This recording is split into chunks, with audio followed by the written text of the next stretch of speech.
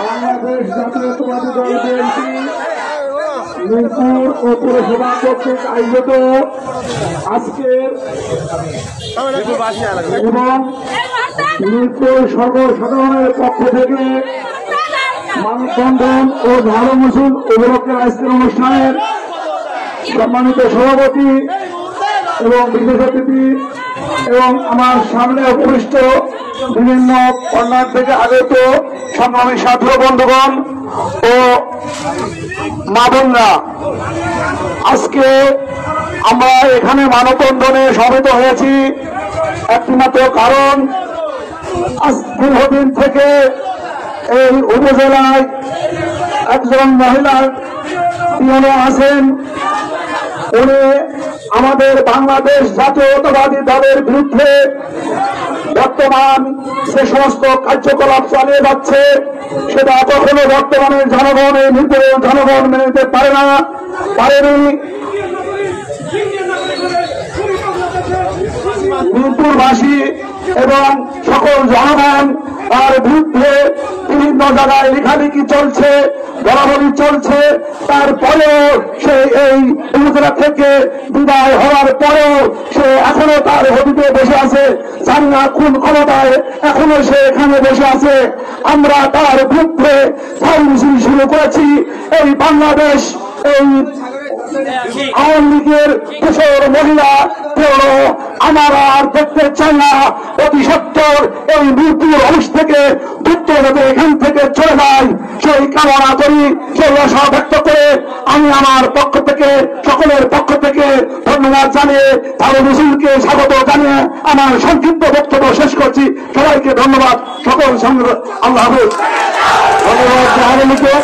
এখন আপনাদের সামনে সংক্ষিপ্ত বক্তব্য দেবেন মিরপুর ছাত্র বৈষম্যতার দুষ্টিতে আহত হয়েছিল, গুলিবিদ্ধ হয়েছিল, চিকিৎসা নিয়েছিল আমাদের ছোট ভাই শাহরিয়ার লিমু। ধন্যবাদ মিরপুরবাসী সকলকে। আজকে উপস্থিত ইলেকট্রিক মিডিয়া সহ আজকে মিরপুরে যে জনসাধারণের আজকে ঢল নেমেছে এই আওয়ামী দোসর ইউনিয়নের বিরুদ্ধে, তা সত্যি প্রশংসনীয়। আপনারা লক্ষ্য করবেন, আমরা বিগত আওয়ামী লীগের যে শেখ হাসিনার দোসর এখনো মিরপুরে দণ্ডায়মান আছে। আওয়ামী লীগ তাদের কার্যক্রম বাংলাদেশের কোথাও পরিচালনা করতে পারছেন না।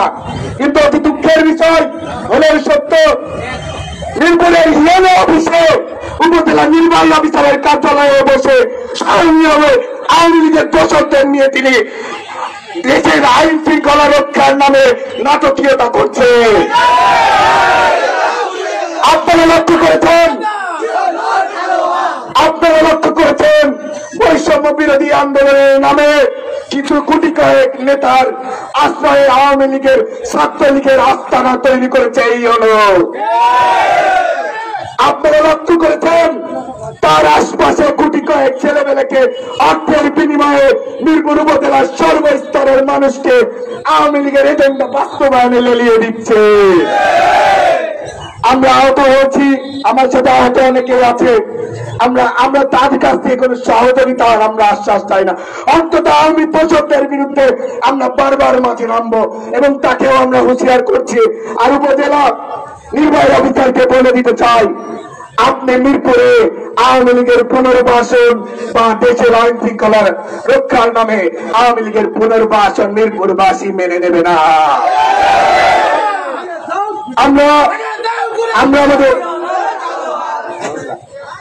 আমরা স্পষ্ট ভাবে জেলা প্রশাসকের কাছে বিনীত অনুরোধ জানাতে চাই, অবিলম্বে যদি আজকের ভেতরে এই আওয়ামী দোসর, এই আওয়ামী এজেন্ডা বাস্তবায়ন করে বিবিক করিমন নেতার যদি মিরপুর থেকে অপসারণ না হয়, তবে আমরা মিরপুরবাসী গণ আন্দোলনের ডাক দেব ইনশাআল্লাহ। বিসমিল্লাহির রহমানির রহিম। প্রিয় মিরপুরবাসী, আপনারা জানেন এই বর্তমানের মিরপুরের জয়েন ভারত মনোযোগ মিরপুরের জয়েন ভারত জেলা থেকে ওই ছাত্র বৈষম্য আন্দোলনকে বিভিন্নভাবে প্রশাসনে গিয়ে অন্য বাড়ির থেকে তল্লাশি করে গ্রেপ্তার করা হচ্ছিল এই ইউএনের নির্দেশে। আরো আপনারা জানেন যে আমরা একটা ৭১ সালে দেশ স্বাধীনতার পর একটা স্বাধীন ভূখণ্ড পেয়েছি বাংলাদেশ। এই বাংলাদেশে মাতৃভাষা বাংলা, কিন্তু ৫ই আগস্টের পরে থেকে আমরা ইউএনকে দেখছি উনি আওয়ামী লীগকে বাস্তবায়ন করার জন্য, আওয়ামী লীগকে আশ্রয় প্রচার করার জন্য উনি উঠে পড়ে লেগেছেন। আপনারা জানেন আওয়ামী লীগের ১৬ বছরে একটা পুরান বিধানা ইউনিয়নের নেতাদের প্রত্যেক বছর লেগেছে। উনি কিভাবে বলে আমি আওয়ামী লীগের পরিবারের নয়? আমি জানতে চাই আপনি কিভাবে বছর বছর চাকরি পেয়েছেন? নিশ্চয় আওয়ামী লীগের সুপারিশে পেয়েছেন। আমাদের আপত্তি নয়। আমরা হাজার হাজার লক্ষ লক্ষ ছেলে জানার বিনিময় এই বাংলার আমরা ৫ই আগস্টে নতুন স্বাধীনতা পেয়েছি। সংগ্রামী সাথী বন্ধুগণ, আমরা যে নতুন স্বাধীনতা পেয়েছি এই স্বাধীনতায় কোন আওয়ামী লীগকে দেখতে চাই না। এই বাংলার মাটি থেকে আওয়ামী লীগকে আমরা বিতাড়িত করে ছাড়বো ইনশাল্লাহ। আপনারা আরো জানেন ৫ই আগস্টের পরে নতুন স্বাধীনতা অর্জনের পরে প্রথম ১৬ ডিসেম্বর পালিত হয়। মিরপুরে প্রতি বছর ১৬ ডিসেম্বর ২৬শে মার্চ পালিত হয়েছিল, আলোকসজ্জা করে সজ্জিত করেছিল। কিন্তু এই ৫ই আগস্টের পরে এই ফ্যাসিস্ট আওয়ামী লীগের ১৬ ডিসেম্বর পালন করি নাই। কেন করি নাই? সরকারি বাজেট নাই বলবেন? এর আগে আমরা দেখেছি বিপুল বাজারে প্রত্যেকটা ব্যবসায়ীদের কাছ থেকে টাকা কালেকশন করা হচ্ছে, প্রত্যেকটা ক্লিনিক থেকে টাকা কালেকশন করা হচ্ছে, প্রত্যেকটা ইনভার্টার থেকে টাকা কালেকশন করে আপনারা করেছেন। কিন্তু কেন সেই ১৬ ডিসেম্বর করলেন না? আমি জানতে চাই। আবার আরো বলছি, এই রিসেন্ট ২১শে ফেব্রুয়ারি গেছে, ২১শে ফেব্রুয়ারি সারা পৃথিবীতে আমরা স্বীকৃতি পেয়েছি একটাই, ২১শে ফেব্রুয়ারি আন্তর্জাতিক মাতৃভাষা দিবস। ম্যাডাম পরিমন্ডা এই আন্তর্জাতিক ভাষা এমনি হয় নাই, শত শত রক্তের বিনিময়ে আমাদের এই অর্জিত ভাষা আপনি কেন পালন করেন নাই? আমি জানতে চাই।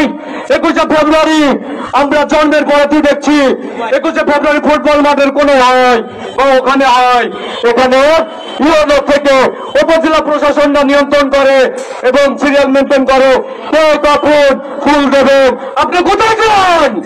আপনার ইউনো অভিযোগ কর্মকর্তারা কোথায় ছিলেন? আমরা জানতে চাই। আরো আপনাকে জবাব দিতে হবে। আপনি কি করছেন? আপনি ট্রান্সফার হচ্ছেন, কি কাজ আছে এখানে? আপনি কেন আপনার থেকে চলে যাচ্ছেন না? আপনি এখানে কি পান? আপনি ঘুষ খান না, আপনি দুর্নীতি করেন না, আপনি ভারত সহায়তা অফিসার। কিন্তু আপনি ট্রান্সফার হওয়ার পরে কেন আপনি ছাড়বেন না? আমরা জানতে চাই এর পিছনে রহস্যটা কি আছে। আপনি অরিজিনালে ভালো না দুর্নীতিবাজ? এটা আমরা জানতে চাই। যদি দুর্নীতিবাজ দেওয়া হয়ে থাকে মিরপুরবাসী এবং আপনার উপজেলা প্রশাসনের থেকে সচিবালয় থেকে আপনাকে ট্রান্সফার করা হচ্ছে, কোন মৌলিক প্রমাণ ট্রান্সফার আপনাকে করে নাই, আপনার সচিবালয় থেকে ট্রান্সফার করা হচ্ছে। সেই ট্রান্সফারকে আপনি কেন মানেন না? তাহলে আপনাকে কি বুঝবো? আপনার হচ্ছে একটা দুর্নীতিবাজ। আপনি টাকার বিনিময়ে এই ট্রান্সফারটা বাতিল করার জন্য আপনি চেষ্টা করতে হচ্ছে নিশ্চয়। আপনি আরো কারণ আপনি ওই তামাশা করছেন, আপনি বৈষম্য ছাত্র প্রদান নিয়ে ওই তামাশা করছেন, ওটাতে আপনার গোল যাবে না। বৈষম্য ছাত্র আন্দোলনের আমরা করছি, মিছিল করছি, আমরা ঠিক করছি। আপনি কোথায় ছিলেন? আপনি কোথায় ছিলেন? আপনি বৈষম্য ছাত্রদের উপর অত্যাচার নির্যাতন করার জন্য আপনি নির্দেশ দিয়েছিলেন, কিন্তু আমরা রাজপথে সেদিন ছিলাম। তাহলে কেন আপনি আমাদের কথা, আপনার প্রশাসনের কথা বিদ্যাঙ্গল দেখে আপনি নির্ভর করতে